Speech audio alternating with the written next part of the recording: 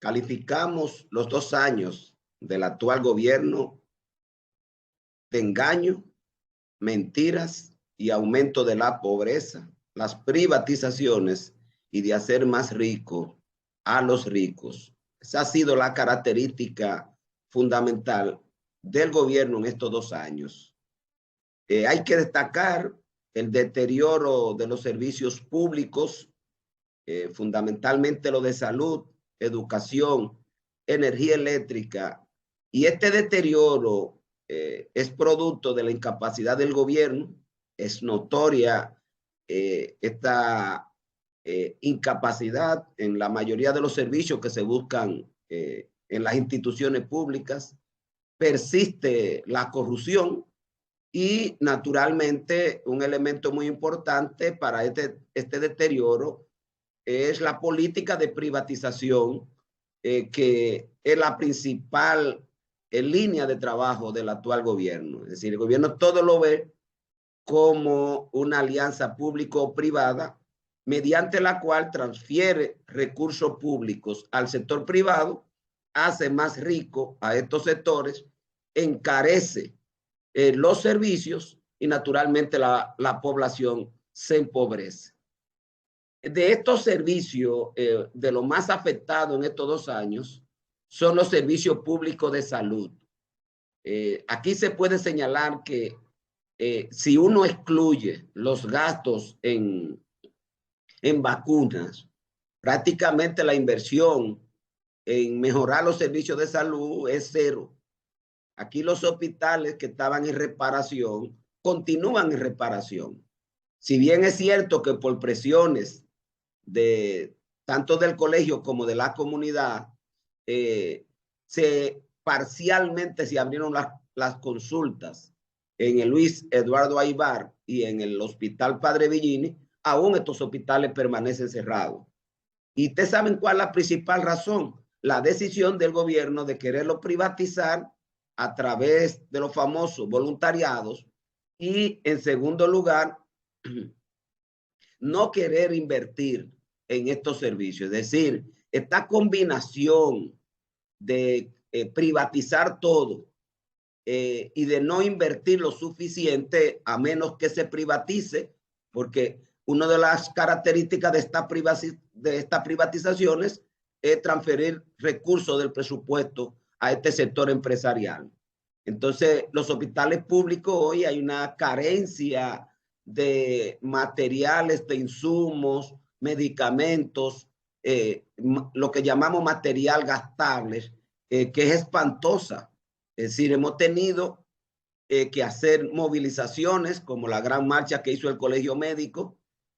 En asamblea se ha notado que todos los hospitales están en un marcado deterioro en disponer de estos insumos para dar una buena atención, a lo cual hay que agregarle que en términos de tecnología, es decir, de equipos médicos, prácticamente el gobierno en estos 2 años ha sido totalmente nulo.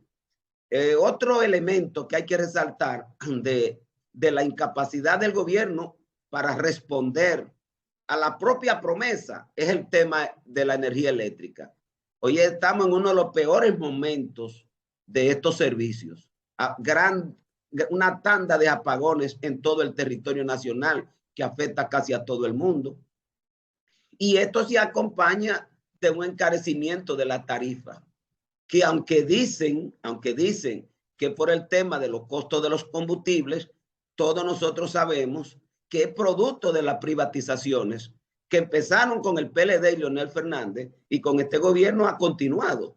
Es decir, todos conocemos las pretensiones de privatizar a Punta Catalina, que se echó hacia atrás producto de la fuerte resistencia de la población y de las organizaciones, pero ahí colocaron a un representante del empresariado, porque hoy el gobierno, más que un gobierno de políticos y de personas preocupados por el bienestar de la población, lo que estamos es frente a un gobierno preocupado porque la función pública la desempeñen empresarios con conflicto de intereses y naturalmente de personas que gobiernan o ejecutan políticas para beneficiar a su sector o a sus empresas, como se ha demostrado con la renuncia del ministro de la presidencia de este gobierno.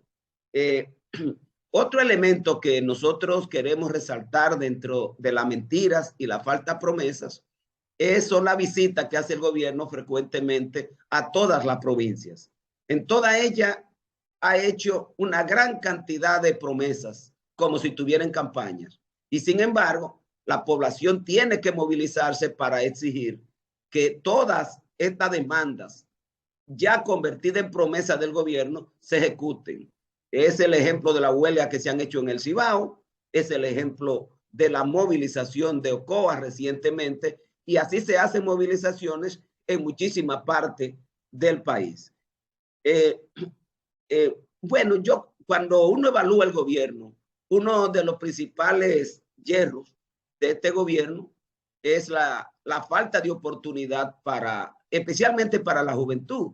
Hay que entender que aquí el 50% de la población dominicana tiene 40 años o menos. Y esta es la población que requiere más oportunidades porque requiere estudiar, y en las condiciones que viven los hogares, pues muchos de estos jóvenes, aunque quieren, no pueden hacerlo, viven a distancia muy retirada de donde están los centros universitarios. No hay becas para estos jóvenes cuando debería becarse, estos jóvenes que quieren progresar. En fin, se puede decir que este es un gobierno que ha negado todas las oportunidades que requiere esa juventud para echar hacia adelante, para estudiar, para trabajar. Y esto indiscutiblemente que se convierte en una de las principales tareas que tiene la República Dominicana.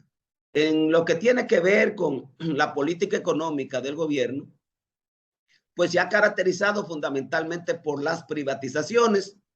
El crecimiento económico se fundamenta en estos dos aspectos, en dar recursos al sector privado para que se haga más rico, y adicional a esto en coger prestado.